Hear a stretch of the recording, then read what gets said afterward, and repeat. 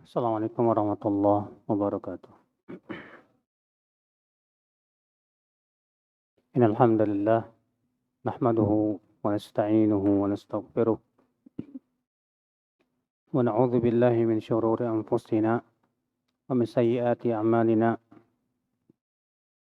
Man yahdihillah fala mudilla lahu wa man yudlil fala hadiya lahu.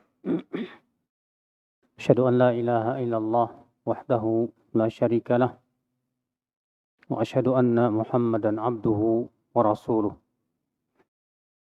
Qala Allah Ta'ala fi kitabihil karim, ya ayyuhalladzina amanu taqullaha haqqa tuqatih wa la tamutunna illa wa antum muslimun, amma ba'd. Kita lanjutkan ayyuhal ikhwah. Kemudian beliau berkata, fa arkanul islami khamsah. Rukun Islam ada 5.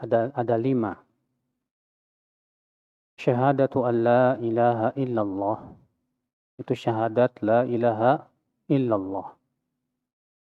Dan ini sudah pernah saya jelaskan tentang makna syahadat la ilaha illallah. Apa syarat-syaratnya, apa rukun-rukunnya. Demikian pula apa pembatal-pembatal la ilaha illallah. Kemudian wa anna Muhammadar Rasulullah. Dan bahwasanya Muhammad sallallahu alaihi wasallam adalah Rasulullah. Syahadat Muhammad Rasulullah, akhal Islam, adalah merupakan syahadat yang merupakan usul iman, pokok-pokok keimanan. Artinya apabila ada orang yang mengakui la ilaha illallah tapi tidak mengakui Muhammad Rasulullah, maka tidak diterima, ditolak imannya. Orang Yahudi yang mereka beriman kepada Nabi Musa dan mereka mentauhidkan Allah, tapi tidak beriman kepada ajaran yang dibawa oleh Rasulullah SAW, maka tidak dianggap Muslim. Makanya Rasulullah SAW bersabda, la yasma'u bi min hadhil ummah Yahudiyun wala Nasraniyun thumma lam yu'min bima ji'tu bih illa kana min ashabin nar. Tidaklah seseorang pun mendengar tentangku dari umat ini, baik Yahudi maupun Nasrani, kemudian ia tidak beriman kepada apa yang aku bawa, maka ia termasuk penduduk api neraka. Jadi syahadat la ilaha illallah tanpa syahadat Muhammad Rasulullah tidak diterima. Lalu apa syahadat Muhammad Rasulullah yang diinginkan darinya ya akhal Islam? Dan nanti beliau juga akan menjelaskan tentang hakikat syahadat Muhammad Rasulullah. Tentunya ya akhi, yang diinginkan dari syahadat Muhammad Rasulullah yaitu tauhidul ittiba, yaitu memurnikan ittiba kita kepada Rasulullah sallallahu alaihi wasallam, di mana menjadikan beliau satu-satunya manusia yang kita jadikan parameter. Yang kita jadikan parameter hanya Rasulullah SAW, tanpa yang lainnya. Bukan ulama madhab, atau kiai fulan, atau ustadz fulan, bukan. Parameter kita Rasulullah sallallahu alaihi wasallam. Siapapun yang ucapannya tidak sesuai dengan ucapan Rasulullah, wajib ditolak. Semua kita di kuburan nanti, Pak, hanya akan ditanya tentang Rasulullah. Setiap kita. Makanya Rasulullah SAW bersabda apa? Fabi tus'alun. Tentang aku kalian akan ditanya. Di mana? Di kuburan. Di kuburan kita tidak akan ditanya apa madhab kamu. Madhab Syafi'i kah? Atau Hanafi kah? Atau Maliki kah? Di kuburan kita akan ditanya tentang Rasulullah Sallallahu alaihi wasallam. Ya. Maka dari itu ya akhwal Islam, siapapun yang menjadikan selain Rasulullah SAW, yang ucapannya bagaikan Rasulullah, sungguh orang ini jatuh kepada kufur. Sungguh orang ini jatuh kepada apa? Kufur. Dan bisa jadi kufur besar.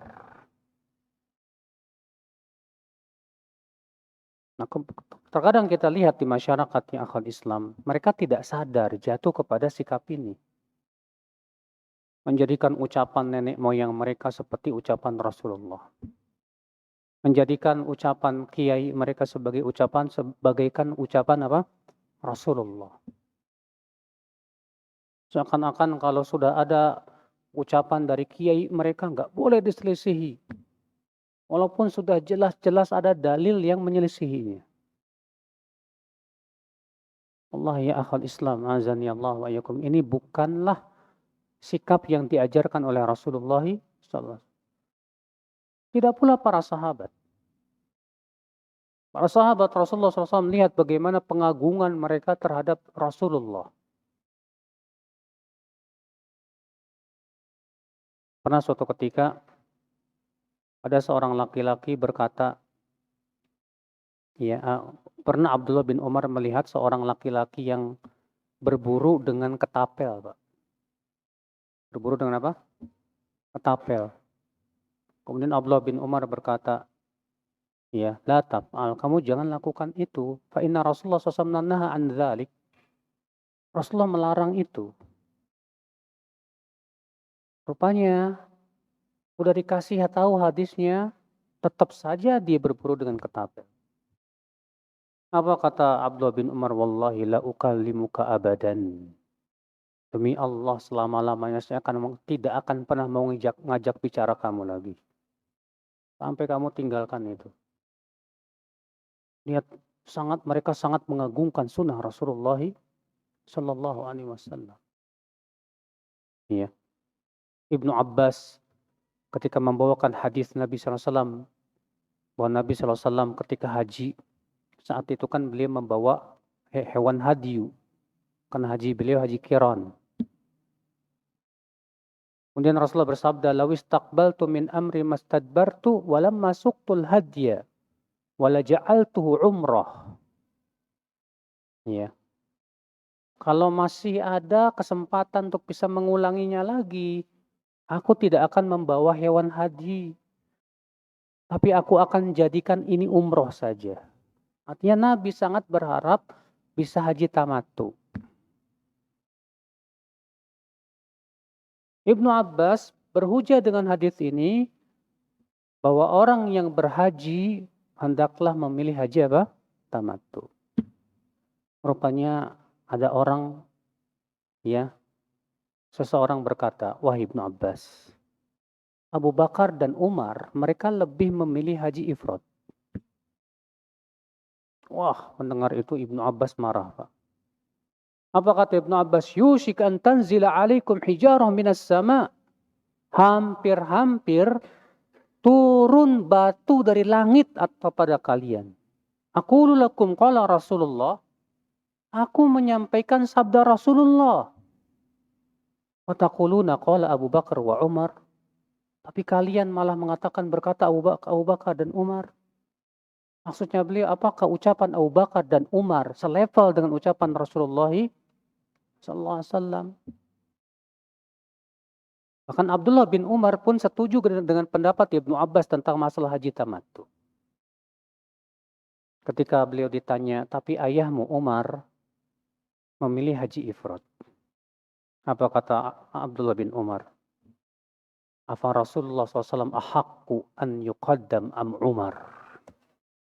Apakah Rasulullah SAW yang lebih berhak didahulukan atau Umar? Masya Allah, ini akidah para sahabat loh Pak. Mereka tidak pernah berani mendahulukan ucapan siapapun di atas ucapan siapa? Rasulullah SAW. Bahkan ulama salaf mengatakan, ada 3 perkara yang membuat amal kita tidak diterima oleh Allah. Yang pertama, syirik. yang kedua kufur, yang ketiga apa? Mendahulukan pendapat. Allah berfirman, "Ya ayyuhalladzina amanu la tarfa'u aswatakum fawqa sautin nabi wa la tajharu lahu bil qawli kajahri ba'dikum li ba'din an tahbata a'malukum wa antum la tash'urun." Dalam surat Al-Hujurat ayat 2. Hai orang-orang yang beriman, janganlah kalian mengangkat suara kalian di atas suara Nabi sallallahu alaihi wasallam.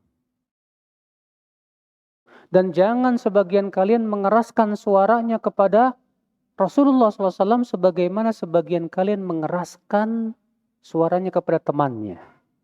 Supaya Allah tidak batalkan amalan kalian. Dalam keadaan kalian tidak merasakannya. Subhanallah. Kata para ulama, Bapak. Mengangkat suara melebihi suara Nabi saja bisa membatalkan amal. Bagaimana mengangkat pendapat di atas pendapat Rasulullah SAW, ini lebih berhak dibatalkan amalnya. Gak layak ya akhi. Kita lebih mengangkat pendapat siapapun di atas pendapat Rasulullah SAW. Ini yang diperintahkan para ulama madhab justru. Imam Syafi'i, apalagi Imam Syafi'i yang terkenal dengan Nasirul Hadis, pembela hadis Nabi Sallallahu Alaihi Wasallam. Apa kata Imam Syafi'i rahimahullah? Ya, idza sahhal haditsu fahuwa madhhabi. Apabila hadis salah sahih, itulah pendapatku. Pernah muridnya yang bernama Ibn Sa'ad bertanya kepada Imam Syafi'i tentang sebuah hadis. Lalu kemudian ia berkata itu tentang hadis bahwasanya kaum mukminin akan melihat Allah nanti pada hari kiamat. Apa kata muridnya ini? Ataqulu bih. Apakah engkau berpendapat dengan hadis ini? Apa kata Imam Syafi'i kepada muridnya ini? Ya Ibn Sa'ad. Yaqdi ilai haitu aw mittu anna kulla hadithin sahha fa inni aqulu bihi wa illam yablughni. Hai Ibn Sa'ad, tolong nisbatkan kepada saya. Tolong nisbatkan kepada saya, kata Imam Syafi'i. Baik aku masih hidup atau aku sudah meninggal, bahwa kalau ada hadis yang sudah sahih, maka itulah pendapatku walaupun hadis itu belum sampai kepadaku. Allahu Akbar. Ucapan Imam Syafi'i luar biasa sekali. Bahkan Imam Syafi'i rahimahullah ketika membawakan hadis tentang diyatul aqilah. Tentang diyatul aqilah. Diat dalam masalah pembunuhan tak sengaja, Pak. Yang mengakibatkan harus membayar 100 ekor unta.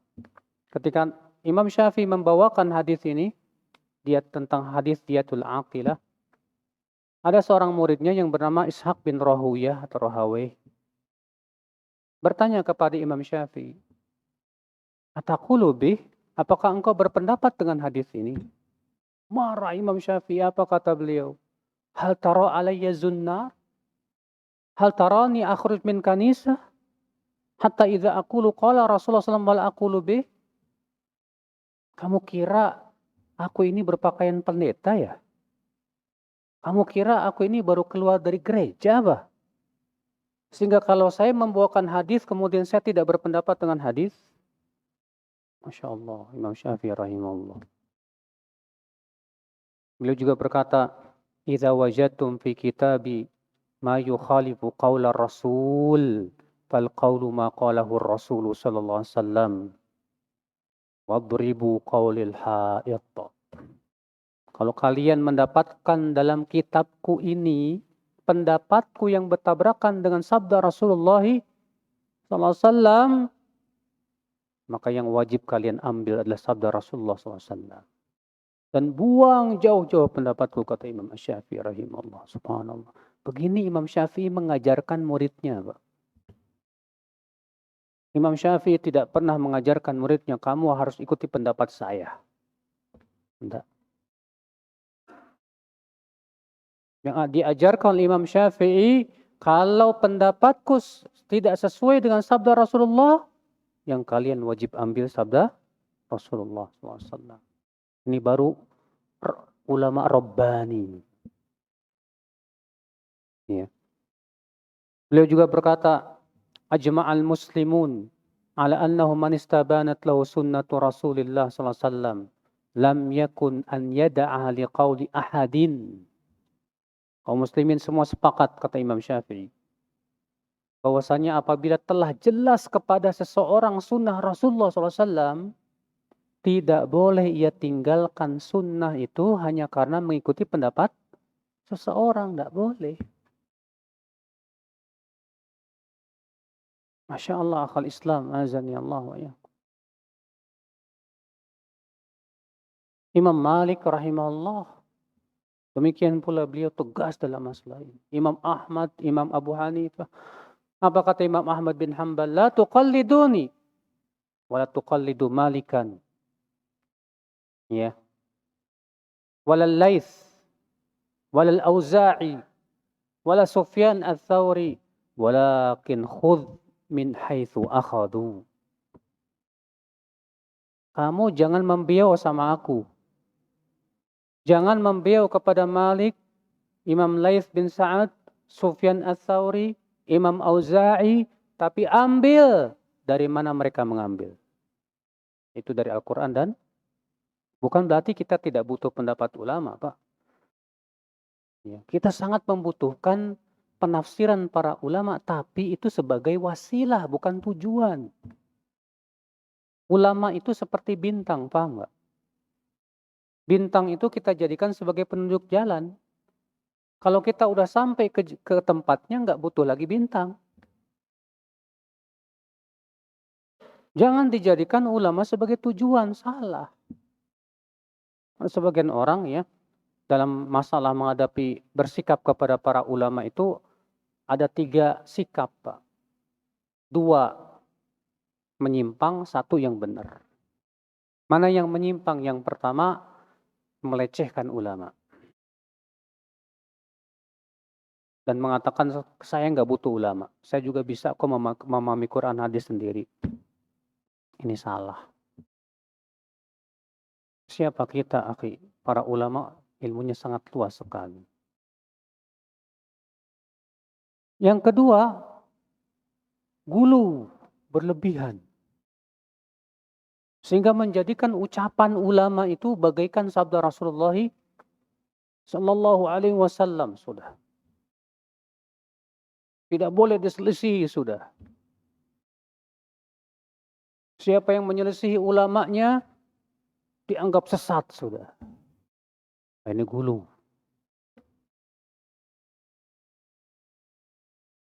Yang ketiga ini yang benar. Apa itu? Itu menjadikan para ulama sebagai wasilah untuk memahami Al-Quran dan hadis Nabi Sallallahu Alaihi Wasallam. Ketika terjadi perselisihan di antara mereka dalam memahami Al-Quran dan hadis, maka kita lihat mana yang paling kuat hujahnya.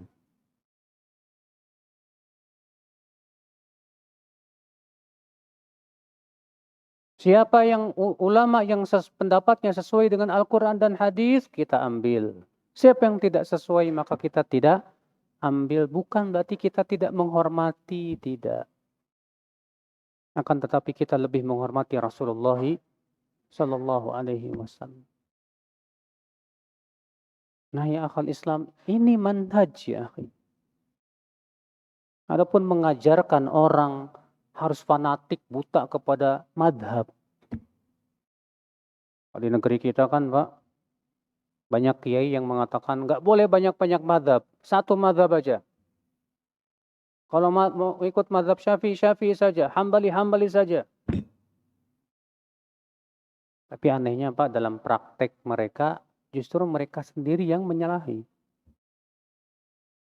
Berapa banyak ya yang mereka klaim itu madhab Syafi'i padahal bukan madhab Syafi'i. Saya berikan contoh aja. zikir setelah sholat. Madhab Syafi'i, dan ini yang menjadi madhab, dan itu pendapat Imam Syafi'i, bahwa zikir setelah sholat itu disirkan. Apa?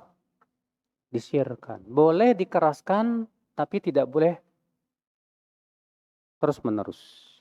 Hanya sementara waktu untuk mengajarkan saja. Sedangkan madhab Hambali yang sunnah dalam zikir setelah sholat dijaharkan. Sekarang kita lihat. Mereka yang mengaku madhab Syafi'i di Indonesia, setelah selesai sholat, mereka jaharkan terus itu. Ketika ditanya itu madhab siapa ya? Itu bukan nama madhab Syafi'i ya, akhi. Itu madhab apa? Hambali. Sementara mereka melarang kita nggak boleh banyak-banyak apa? Madhab. Nah inilah saudaraku sekalian, azani Allah wa ya. Kewajiban kita adalah mengikuti madhab itu adalah mana yang paling kuat dalilnya, itu yang kita ikuti. Itu sikap yang benar. Ikhwatul Islam, azani Allah wa ya. Nah ini dia yang diinginkan dari syahadat Muhammad Rasulullah. Iya. Itu benar-benar tauhidul ittiba, memurnikan ittiba kita kepada siapa? Rasulullah sallallahu alaihi wasallam ya akhi.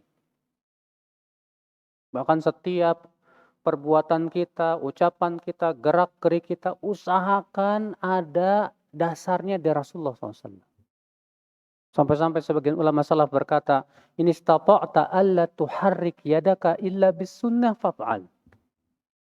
Kalau kamu bisa, kamu tidak menggerakkan tanganmu kecuali berdasarkan sunnah, lakukan. Masya Allah. Sampai demikian ya akal Islam. Nah, ini akhi ya, jadikan Rasulullah SAW sebagai suri tauladan dalam hidup kita ya. Allah berfirman, "Laqad kana lakum fi Rasulillahi uswatun hasanah." Sungguh telah ada pada diri Rasulullah SAW suri tauladan yang baik. Nah ini yang diinginkan dari syahadat Muhammad Rasulullah. Dan nanti beliau akan menyebutkan juga tentang makna daripada syahadat Muhammad Rasulullah biidznillah. Adapun yang sekarang ini hanya secara global saja. Nanti kita akan lebih perinci lagi ketika beliau menjelaskan tentang rukun daripada syahadat Muhammad Rasulullah. Kemudian rukun yang kedua dari rukun Islam, wa iqamus shalah, dan mendirikan apa? Salat. Salat, akhi, adalah rukun yang paling besar setelah dua kalimat syahadat, akhi. Semua ulama sepakat, Pak. Semua ulama sepakat. Siapa yang meninggalkan salat dengan keyakinan bahwa salat tidak wajib, maka dia murtad dari agama Islam. Ini semua ijma' para ulama. Dan para ulama berbeda pendapat mengenai orang yang meninggalkan sholat karena malas. Kalau ada orang misalnya nggak sholat, malas gitu Pak. Imam Ahmad mengatakan murtad dari agama Islam. Walaupun sekali. Menurut Imam Ahmad, orang yang meninggalkan sholat 5 waktu walaupun sekali, hukumnya apa? Murtad dari agama Islam. Masya Allah. Dalilnya hadis. Al-ahdu alladhi bainana wa baina syirki wal kufr as-salah. Batasan antara kita dengan kesyirikan dan kekafiran itu apa? Salat. Faman tarakaha faqad kafar. Siapa yang meninggalkan salat, maka sungguh ia telah kafir. Hadisnya sahih. Sehingga kata Imam Ahmad ini menunjukkan bahwa orang yang meninggalkan salat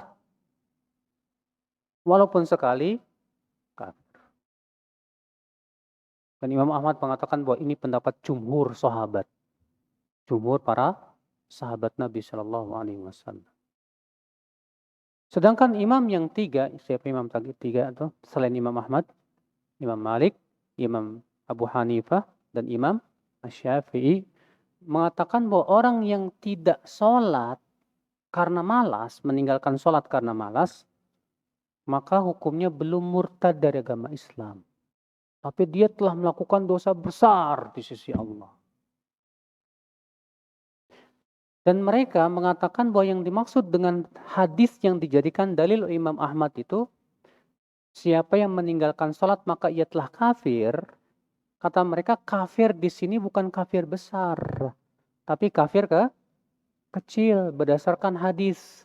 Bahwa Nabi SAW bersabda, "Man lam yuhafidh 'alaiha lam yakun indallahi ahdun an yudkhilahul jannah. In sya'a 'adzabah wa in sya'a ghafara lah." Siapa yang tidak menjaga sholat 5 waktu, maka Allah tidak punya janji untuk memasukkan ia ke surga. Jika Allah kehendaki, Allah masukkan ia ke surga. Dan jika Allah kehendaki, Allah azab dia. Kata jumhur apa? Di sini Rasulullah SAW menyerahkan kepada kehendak Allah. Dan ini sifat pelaku dosa besar. Ya. Namun imam yang 3 ini, walaupun mereka tidak mengkafirkan, berselisih apa hukuman yang setimpal buat orang yang tidak mau sholat. Yang paling keras Imam Syafi'i. Pak. Imam Syafi'i mengatakan orang yang tidak sholat suruh taubat. Kalau enggak mau taubat, bunuh. Ini pendapat siapa? Imam Syafi'i rahimahullah. Iya.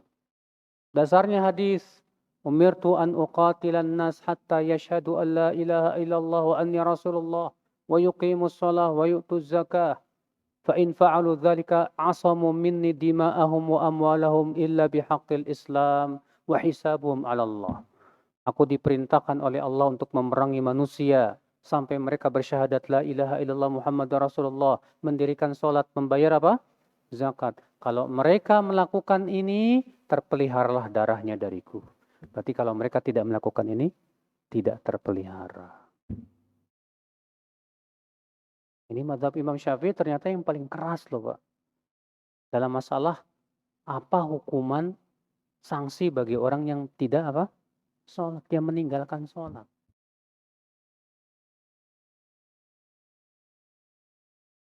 Sedangkan Syekhul Islam Taimiyah, pendapat beliau membedakan antara orang yang meninggalkan sholat sekali-kali dengan orang yang meninggalkan sholat sama sekali. Beliau mengatakan orang yang meninggalkan sholat sekali-kali saja karena malas, belum dikafirkan. Belum apa? Dikafirkan. Adapun orang yang tidak mau sholat sama sekali, ini yang kafir kata Ibnu Taimiyah. Berdasarkan hadis tadi, faman tarokaha faqad kafar, siapa yang meninggalkan sholat, maka dia telah kafir. Yang dimaksud dengan meninggalkan sholat di sini kata Ibnu Taimiyah itu meninggalkan sama sekali. Adapun kalau sekali-kali saja belum disebut meninggalkan apa? Sholat. Ya. Dan pendapat ini condong kepadanya Syekh Ibrahim Ruhaili. Iya. Seingat saya begitu. Kalau Syekh Albani merojikan pendapat jumhur yang mengatakan bahwa orang yang meninggalkan sholat karena malas belum dikafirkan. Ini memang khilaf para ulama, Pak. Masalah ini masalah khilafiyah. Iya. Yang jelas, ini menunjukkan bahwa masalah sholat bukan masalah sepele, Pak. Berarti ini menunjukkan sholat ini berat di mata Allah Azza wa Jalla. Maka disebutkan dalam hadis bahwa orang yang tidak menjaga sholat pada hari kiamat ia akan dikumpulkan oleh Allah bersama Fir'aun, Qarun, dan Haman. Hadisnya sahih.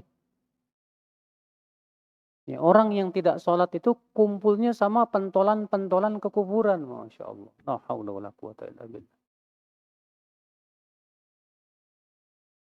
Ikhwatul Islam, azani Allah wa yakum.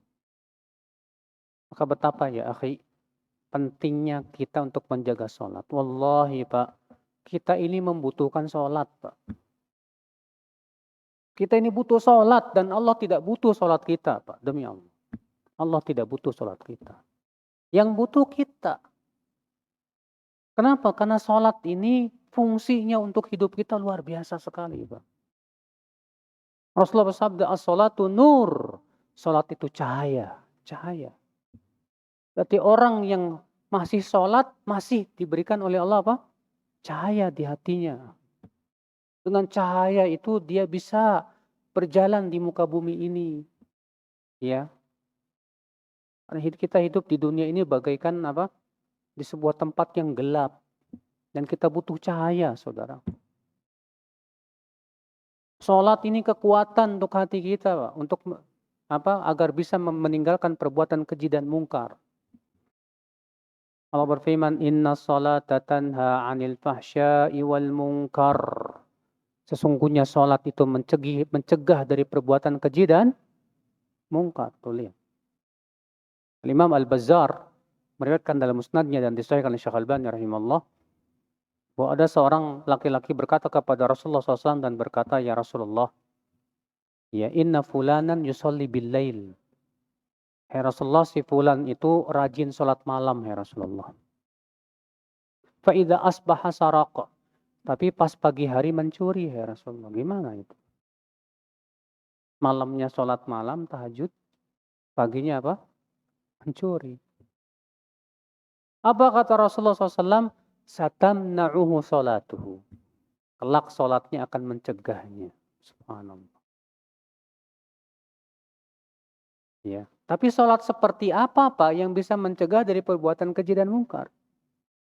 Itu sholat yang benar-benar diperhatikan padanya rukunnya, syaratnya, kekhusyuannya, tumak ninahnya. Adapun kalau sholatnya cepat banget, maka ini tidak ada pengaruhnya. Makanya kalau antum lihat ada orang yang sholat tapi maksiat jalan terus. Biasanya ada kesalahan dalam sholatnya itu. Pasti ada sesuatu dalam sholatnya. Sebab janji Allah tidak mungkin salah. Allah yang mengatakan inna sholata tanha 'anil fahsya'i wal munkar. Sesungguhnya sholat itu pasti akan mencegah dari perbuatan keji dan mungkar. Ini ayat benar nggak? Pasti benar. Berarti kalau ada orang yang sholat tapi terus berbuat maksiat, pasti yang salah apa? Sholatnya. Ada sesuatu itu sholatnya. Jangan disalahkan ayatnya. Orang yang disalahkan. Mungkin sholatnya ria, pengen dipuji orang. Mungkin sholatnya tidak khusyuk. Mungkin sholatnya terlalu cepat sehingga akhirnya tidak tumak ninah. Dan tidak diterima oleh Allah Subhanahu wa ta'ala. Dan yang lainnya. Ikhwatal Islam, azani Allah wa iyyakum. Sholat, ya akhi, sholat. Sabarkan diri kita untuk sholat. Allah mengatakan, wa'mur ahlaka bis sholah, wastabir 'alaiha. Perintahkan keluargamu untuk sholat dan sabar di atas sholat. Sabar di atas sholat. Karena sholat itu enggak mudah, Pak. Ya. Allah mengatakan apa? Wa innaha lakabiratun illa 'alal khashi'in. Sesungguhnya sholat itu berat, besar, kecuali buat orang-orang yang khusyuk. Orang yang Allah cabut kekhusyuannya, sholat itu berat. Untuk melihat, ya, terkadang orang yang dicabut oleh Allah hatinya itu kekhusyuannya, Pak. Imam cuma baca sabis aja udah dam-dam terus, Pak. Kepanjangan. Ya. Kenapa? Karena hilang kekhusyuan dia. Dia tidak bisa merasakan lagi kenikmatan dalam apa? Sholatnya. Makanya Allah mengatakan bahwa sholat itu kabir. Wa innaha lakabiratun. Illa, kecuali atas siapa? Orang-orang yang khusyuk. Saudaraku seiman, azani Allah wa iyyakum. Rasulullah SAW, Pak, menjadikan sholat itu sebagai pelipur lara dalam hidupnya. Imam Abu Daud meriwayatkan dalam sunannya, karena Rasulullah SAW idza hazabahu amrun shalla. Nabi SAW kalau ditimpa perkara yang sulit, segera sholat. Dan itu dipraktekkan oleh para ulama, Pak. Ibnu Taimiyah kalau baca buku dan nggak susah dipahaminya, langsung sholat. Ya. Setiap beliau baca buku, kok nggak paham-paham, langsung sholat. Masya Allah. Jadi kan kita seperti itu, kita sedih sholat. Kita galau sholat. Ya. Dalam keadaan apapun ada kesulitan-kesulitan yang menghampiri hidup kita, sholat. Karena Allah yang menyuruh itu, wasta'inu bis-sabri was-shalah. Wasta'inu, minta tolonglah dengan sabar dan sholat. Ya. Sebagian ulama mengatakan sabar yang dimaksud di sini puasa. Minta tolonglah dengan sabar dan sholat. Berarti kita jadikan sholat itu sebagai apa? Pelipur lara kita, penghilang kesedihan kita, ya. Berbagai macam kesulitan yang menghampiri hidup kita, segera sholat. Segera kita keluh kesahkan kepada siapa? Allah Azza wa Jal. Kita adukan kepada Allah Subhanahu wa Ta'ala. Masya Allah.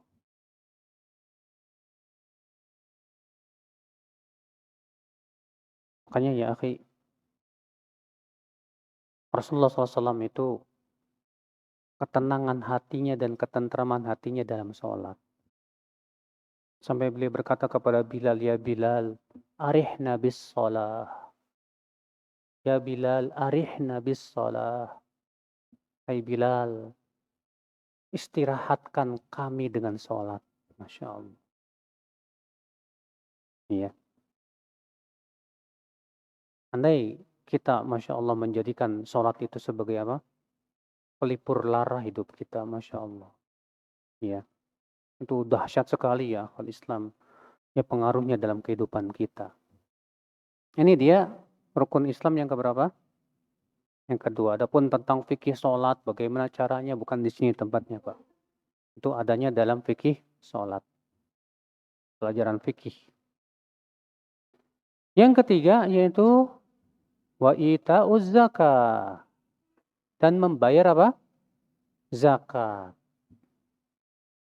Zakat akhwat Islam, Allah minta kepada kita bukan untuk merugikan kita.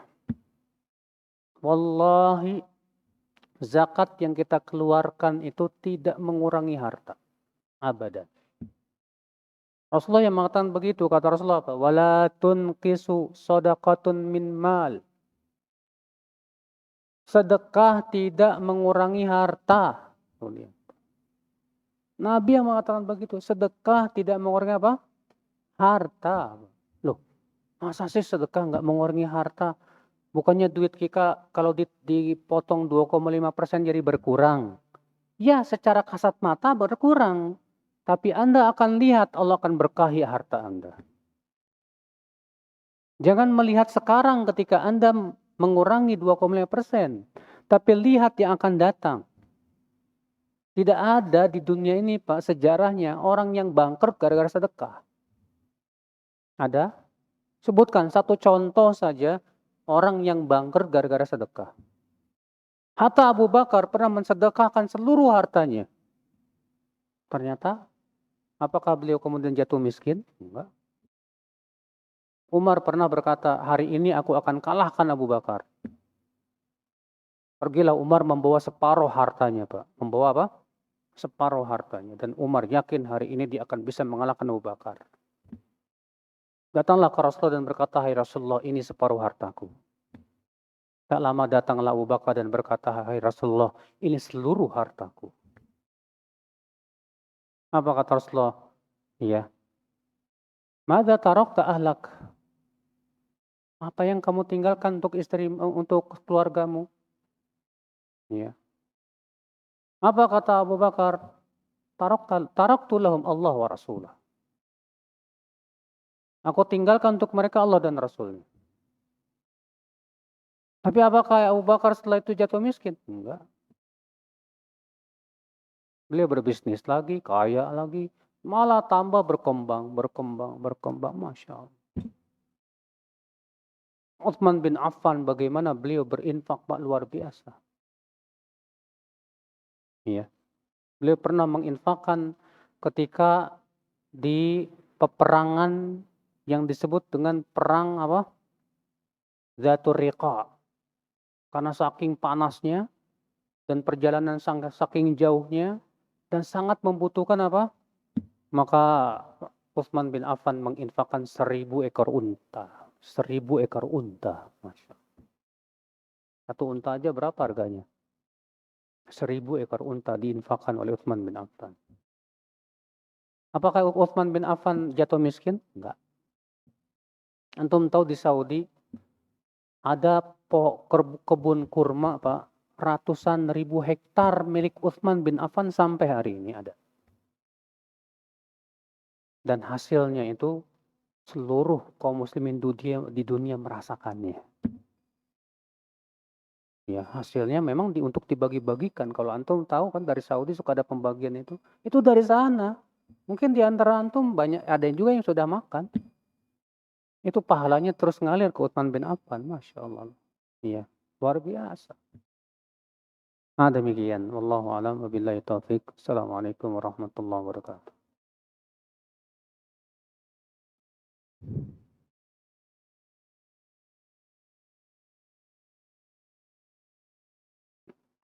Alhamdulillah wassalatu wassalamu ala Rasulillah. Nabiyina Muhammadin wa alihi wa sahbihi wa man walah. Asyhadu an la ilaha illallah wahdahu la syarika lah. Wa asyhadu anna Muhammadan abduhu wa rasuluh, amma ba'd.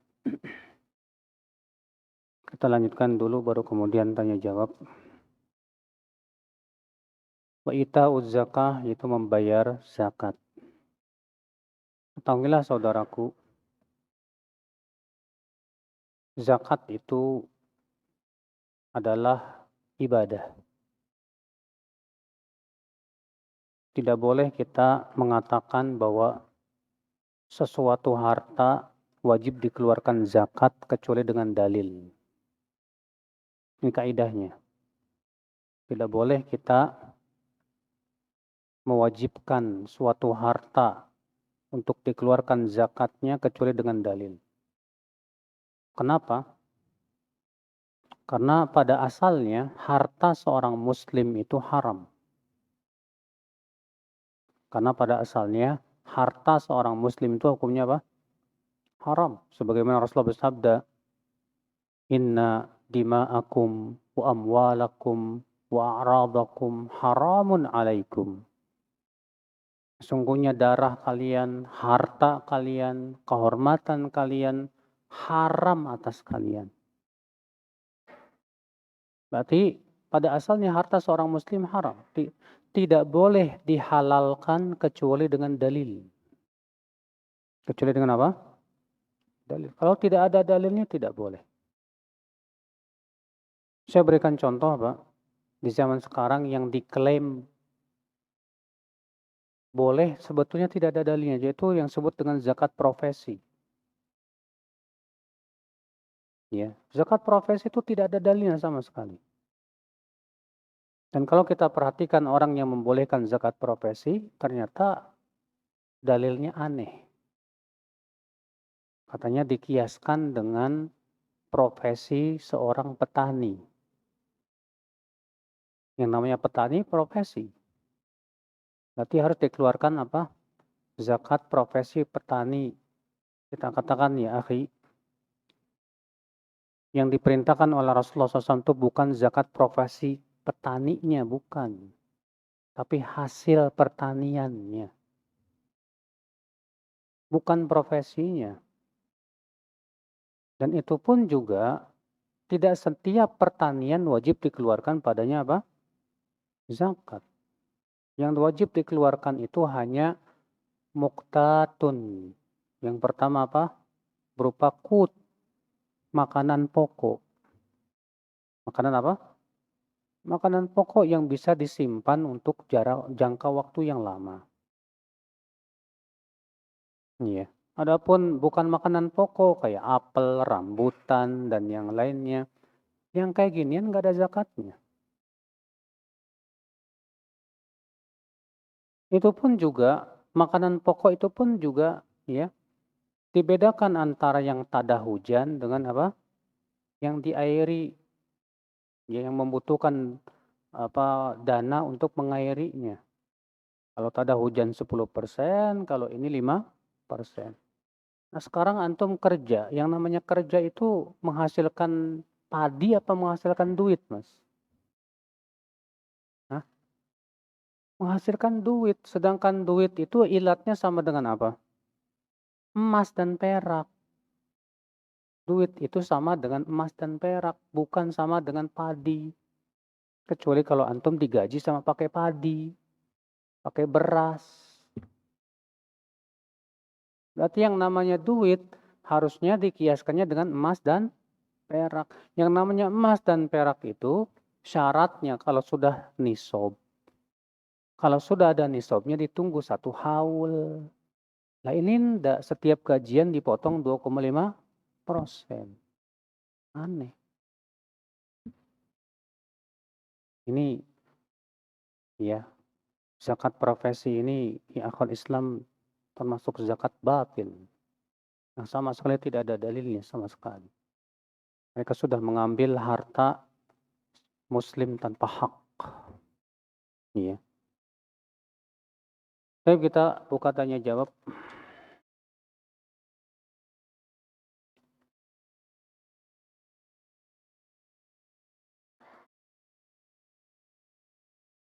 Bolehkah kiranya kami di sini Ustadz mempraktekkan atau mencontohkan sholat yang baik dan benar untuk kami? Wah, ini lama, Pak.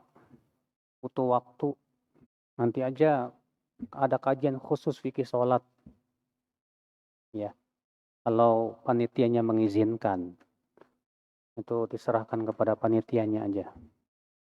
Kalau kata panitianya dibikin, ya udah insya Allah kita lakukan. Insya Allah. Biiznillah. Tapi tentunya Pak, masalah fikih pasti ada khilafiyah. Bisa jadi yang ana rojihkan beda dengan yang dirojihkan oleh ustadz lain.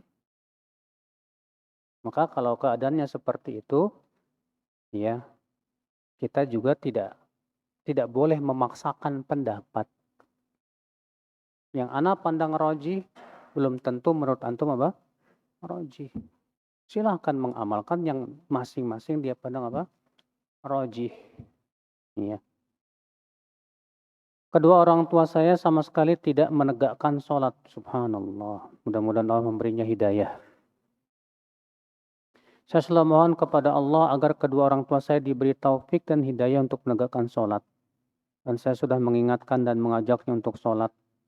Apa yang harus saya lakukan lagi Ustadz? Iya, terus ingatkan. Sampaikan apa sih keistimewaan sholat buat hidup kita. Gimana caranya supaya orang tua kamu itu jadi tertarik untuk sholat. Kalau antum lihat, ya, orang yang menawarkan barang, gimana caranya supaya barangnya mau dibeli orang. Pasti dia akan membagus-baguskan barangnya kan. Apa keistimewaannya, apa ini. Nah coba antum sampaikan apa sih keistimewaan sholat itu untuk hidup kita. Ya. Kemudian setelah itu sampaikan juga kenapa kita kalau tidak sholat. Apa ancamannya, apa kerugiannya. Nah dengan cara seperti itu mudah-mudahan terus. Tapi memang butuh kesabaran ya. Kita hanya berusaha, yang memberikan hidayah siapa? Allah. Yang penting usaha terus.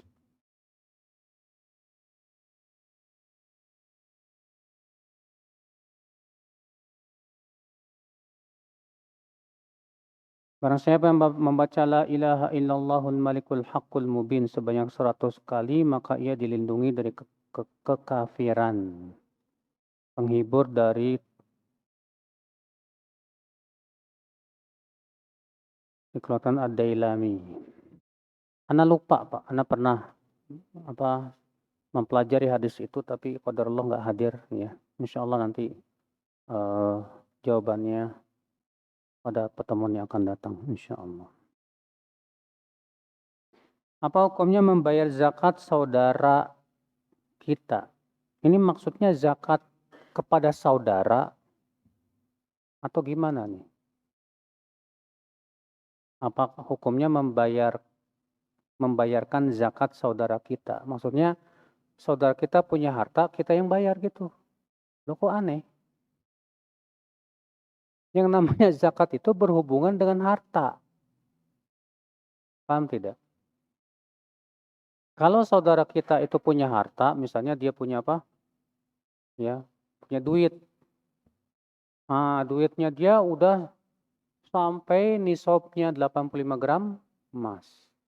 Dan sudah haul. Terus kita yang bayarin gitu. Kan lucu. Gak boleh. Harus, karena itu masalahnya hak harta. Karena itu hak harta, maka pada waktu apa? Dia wajib mengeluarkan hartanya. Nah, mungkin maksud antum adalah zakat fitr kali. Zakat apa? Fitr.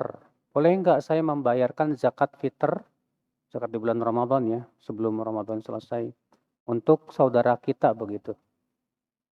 Iya. Ketahuilah akhi, zakat fitr itu juga termasuk kafarat dan itu termasuk zakat badan. Karena itu zakat badan dan berhubungan dengan kafarat, ya. Maka permasalahannya, bolehkah kita membayarkan kafarat? Ada orang yang wajib bayar kafarat misalnya, Pak. Contoh misalnya wajib bayar kafarat apa contohnya? Hah? Karena kan zakat fitr itu sama dengan kafarat, kata atas pendapat yang sahih yang rajih. Sebenarnya dikatakan Syekhul Islam Taimiyah rahimahullah. Ya. Maka kalau ada orang wajib bayar kafarat, bolehkah kita membantu dia untuk bayar kafarat? Boleh. Enggak masalah. Tapi tidak wajib. Hanya sebatas apa? Hanya sebatas boleh saja. Kalau saudara kita misalnya nggak bisa bayar zakat, dia nggak ada kewajiban bayar zakat. Dia nggak ada kewajiban apa? Zakat. Kenapa? Karena dia tidak mampu. Bahkan dia berhak untuk diberi apa? Zakat. Paham tidak? Maka yang lebih baik mendingan daripada antum bayarkan zakat buat dia, mendingan antum kasih zakat dia. Kenapa? Dia nggak mampu, kasihan. Ya.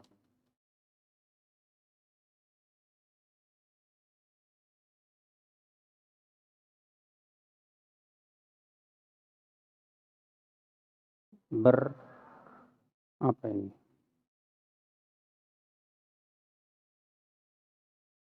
Ini tulisannya susah nih bacanya nih. Mohon ditulisnya agak bagus dikit Pak ya. Apa orang yang meninggalkan zakat itu kafir? Orang yang meninggalkan zakat dengan keyakinan bahwa zakat itu tidak wajib, na'am. Seluruh umat sepakat kafir. Tapi apakah orang yang meninggalkan zakat karena malas dan yang lainnya pelit? Maka ya jumhur ulama tidak mengkafirkan. Namun kewajiban imam memeranginya sampai dia mau mengeluarkan apa? Zakat. Sebagaimana halnya Abu Bakar memerangi orang-orang yang tidak mau membayar zakat. Karena yang diperangi oleh Abu Bakar itu 3 kelompok, Pak. Kelompok yang pertama, kelompok murtadin, yang kembali kepada agama nenek moyangnya, kemusyrikan. Kelompok yang kedua, para pengikut Nabi palsu. Dan kelompok yang ketiga, yang tidak mau bayar zakat. Di mana mereka punya keyakinan bahwa zakat hanya untuk Rasulullah saja. Nah, ketika Abu Bakar ingin memerangi orang-orang yang tidak mau bayar zakat, Umar nggak setuju. Kata Umar apa? Kaifa tuqatilu qauman yashhaduna an la ilaha illallah. Bagaimana hai Abu Bakar, kamu mau memerangi suatu kaum yang mereka bersyahadat la ilaha illallah. Ya. Sementara Rasul bersabda, "Umirtu an uqatilan nas hatta yaqulu la ilaha illallah." Maka Abu Bakar mengatakan, "Wallahi ya Umar, la uqatilanna man farraqa bainas salati waz zakah." Sungguh aku akan perangi orang yang membedakan antara salat dan zakat. Iya.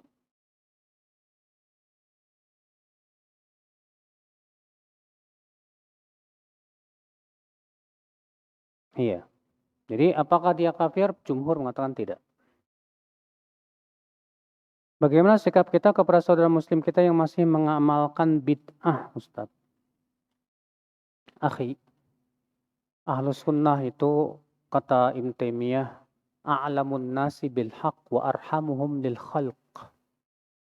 Ahlus Sunnah itu orang yang paling tahu tentang kebenaran dan paling sayang kepada manusia. Kalau kita melihat ada teman kita, saudara kita, atau ada orang berbuat bid'ah, yang kita pikirkan bagaimana apa? Menyelamatkan dia, bukan yang kita pikirkan bagaimana memvonis dia. Banyak di antara kita lebih semangat memvonisnya Pak daripada apa? Mendakwahinya. Harusnya kita sayang dong. Dia saudara kita sesama muslim. Kita ingin dia selamat dari api neraka. Kita ingin dia selamat dari kebid'ahan. Sebagaimana saya juga bisa selamat dari apa? Kebid'ahan. Kata Rasulullah SAW, la yu'minu ahadukum hatta yuhibba li akhi ma yuhibbu li nafsi minal khair.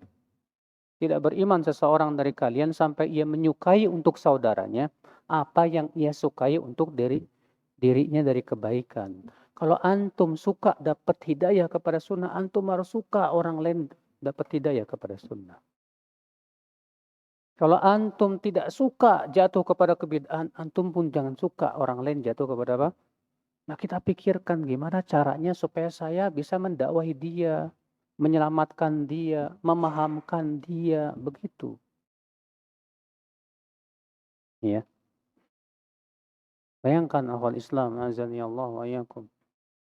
Kalau sedikit ada orang jatuh kepada bid'ah, langsung kita hajar, langsung kita apa? Boikot langsung, ya Allah. Apa itu tidak malah membantu setan untuk menyesatkan dia, Pak? Malah itu membantu setan. Dia semakin lari dari apa? Kebenaran. Yang kita pikirkan adalah bagaimana dia mau menyukai sunnah, ya, menyadari bahwa yang ia lakukan itu ternyata tidak sesuai dengan sunnah.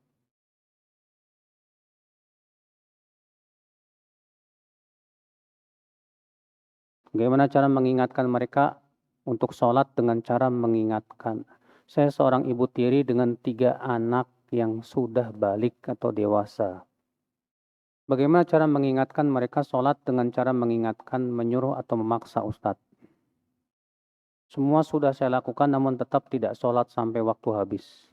Apakah jika saya sudah mengingatkan meski melihat mereka tidak sholat, apa saya masih berdosa? Yang penting ibu mengingatkan.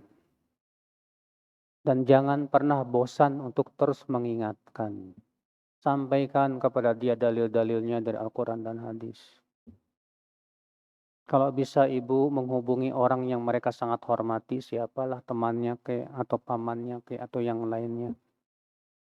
Untuk bisa menasihati, lakukan. Segala macam cara bisa dilakukan. Apakah orang yang dahinya hitam bisa dikatakan rukun sholatnya telah benar? Dan gerakannya. Pak, orang yang dahinya hitam itu, kalau sengaja dihitam-hitamkan, supaya kelihatan jago sholatnya, maka ini orang yang ria. Kadang ada sebagian ikhwan begitu Pak, sengaja dihitam-hitamkan, dilama-lamakan biar hitam niatnya. Ya, soalnya kalau udah kelihatan hitam kan, wah Masya Allah, kayaknya gimana gitu. Maka yang sepertinya ria ini. Tidak diterima amalnya di sisi Allah. Tapi kalau dia hitam dengan sendirinya, karena memang kalau dia sujud, ya, biasanya pasti kalau ininya keras gitu Pak ya, panas, akibatnya akan hitam. Namun Pak, kalau bisa sih usahakan jangan sampai hitam. Usahakan jangan sampai apa? Hitam. Makanya lihat bagaimana Nabi SAW tata cara sujudnya. Pertama, Nabi SAW meletakkan jidatnya dan hidungnya ini di atas tanah. Wa makkana jabhatahu alal ard.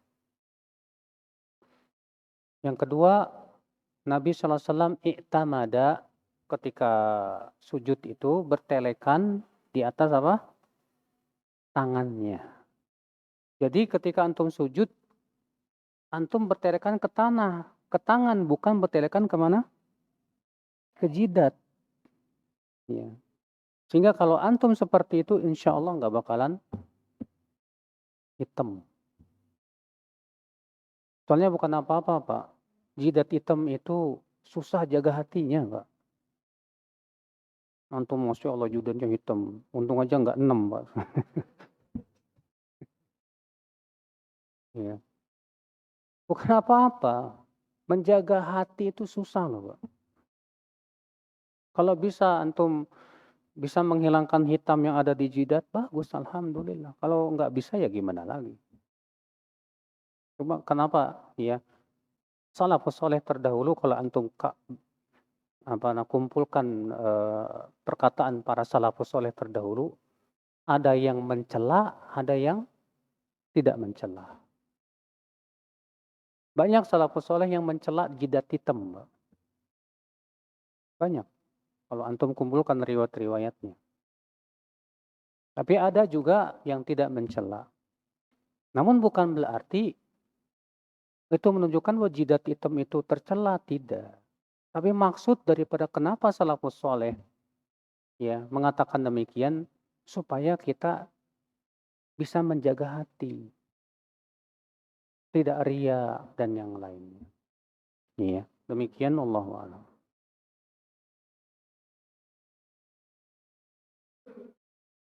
Apa hukumnya memberi sedekah kepada pengemis, pengamen, dan peminta-minta?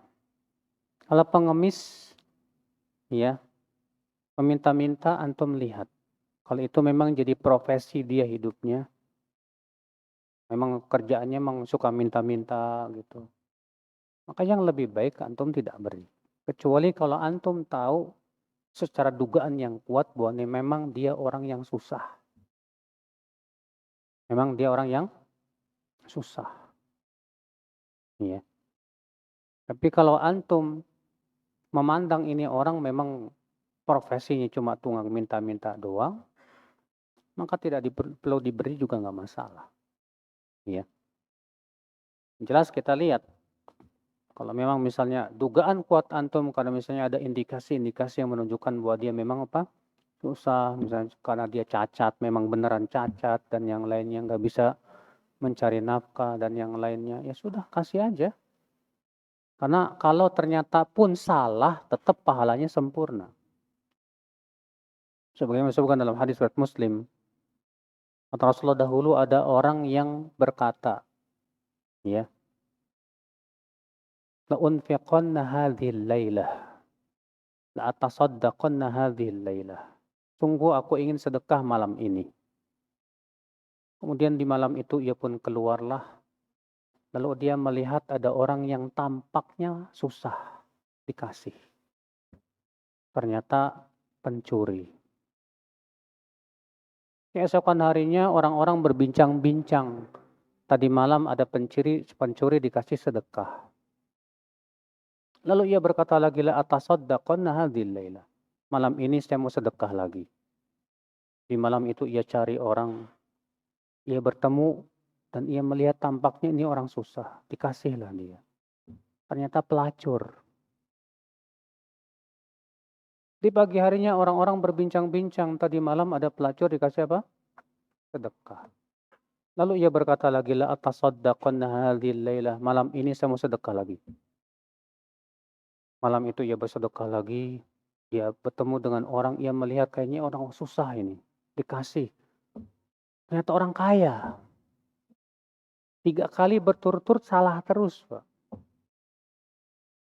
Ya. Sehingga dijadikan istimbat oleh para ulama, itu menunjukkan bahwa kita cukup mengira dengan dugaanku kuat bahwa dia memang miskin. Kalau ternyata salah, pahala kita tetap sempurna. Pahala kita tetap apa? Sempurna. Demikian. Di tempat kerja saya secara otomatis gaji dipotong, Ustadz, alasannya zakat. Gimana sikap saya? Apa kemampuan antum untuk menjelaskan? Kalau antum tidak punya kemampuan dan dia diambil begitu, ya zalim dia. Ya sudah, gimana lagi? Kecuali kalau antum punya kemampuan menjelaskan ke perusahaan bahwa itu nggak benar gitu. Iya.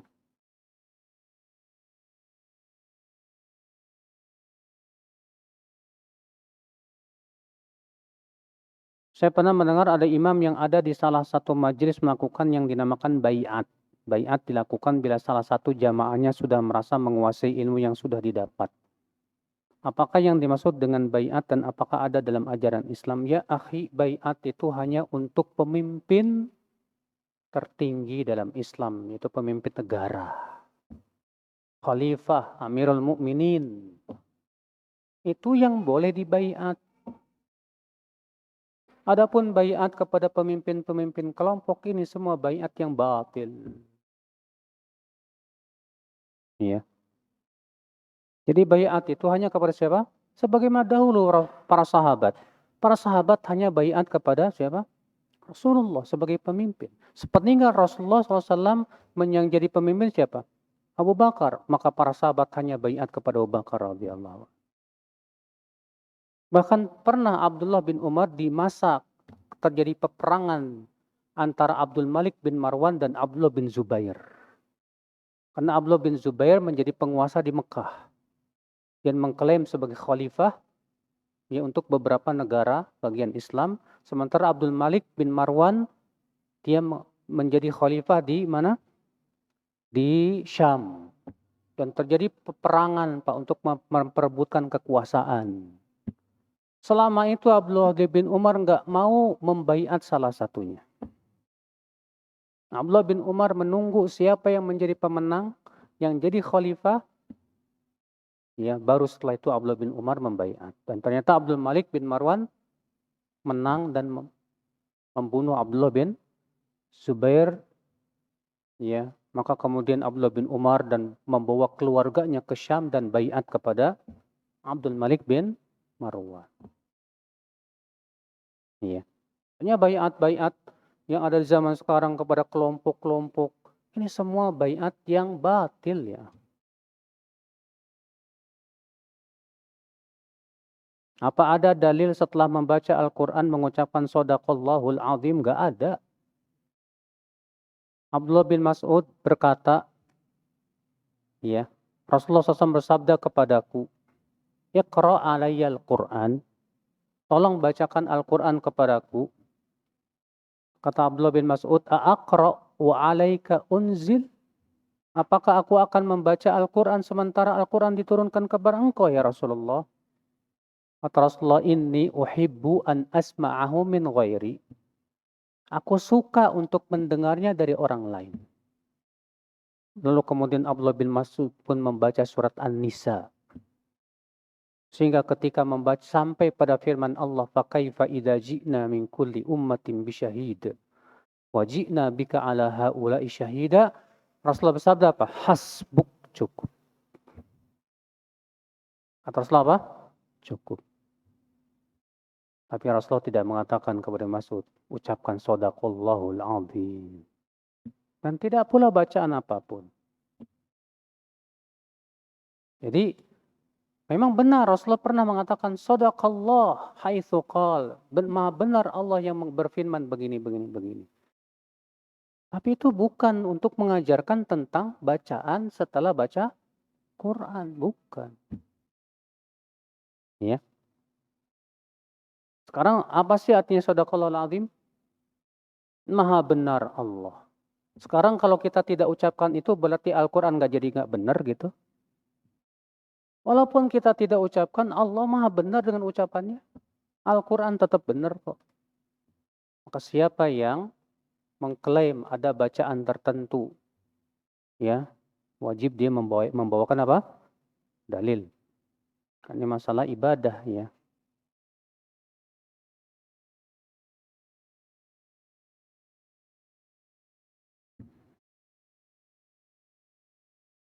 Bukankah di dalam Islam tidak dianjurkan seseorang untuk menyedekahkan seluruh hartanya yang dimiliki meski semua diniatkan karena Allah Subhanahu wa taala? Bagaimana memahami kisah Abu Bakar tadi? Para ulama mengkompromikan antara kisah Abu Bakar tadi dengan adanya ayat-ayat dan dalil yang menunjukkan bahwa sedekah itu adalah dengan sesuatu yang berlebihan dari harta kita. Kata mereka bahwa keadaan Abu Bakar ini khusus bagi mereka yang yakin, betul-betul kuat keyakinannya, dan tidak akan minta-minta gara-gara itu. Maka siapapun yang keyakinannya seperti Abu Bakar, dan tawakalnya sangat kuat sekali, dan yakin kepada Allah Subhanahu wa taala, silahkan. Tapi siapa yang tidak, maka jangan. Maka apa? Jangan. Ya. Makanya dari itulah yang dianjurkan oleh Allah Subhanahu wa taala, yang diinfakkan itu adalah yang berlebihan dari kebutuhan pokok kita, Pak. Allah berfirman, "Yas'alunaka madza yunfiqun? Qulil 'af." Mereka bertanya kepadamu tentang apa yang perlu diinfakkan dari harta. Maka Allah berfirman, "Qul al-'afwa." Katakan, yaitu yang diinfakkan itu adalah yang berlebihan dari harta. Iya. Tapi kalau antum punya keyakinan antum udah kayak Abu Bakar, fadhol. Siapa di antara kita keyakinannya kayak Abu Bakar coba? Nggak ada. Iya. Baik, terakhir.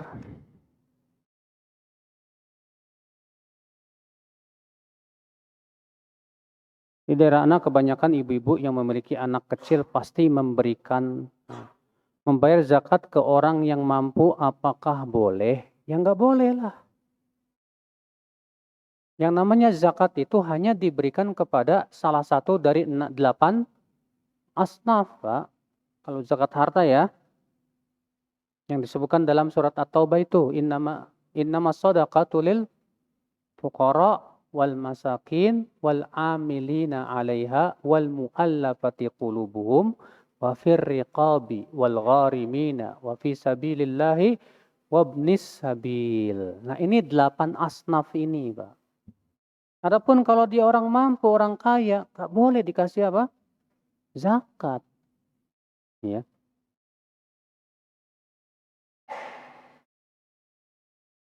Iya. Baik, saya kira cukup. Subhanakallah bihamdik. Asyhadu an la ilaha illa anta astaghfiruka wa atubu ilaik. Assalamualaikum warahmatullahi wabarakatuh.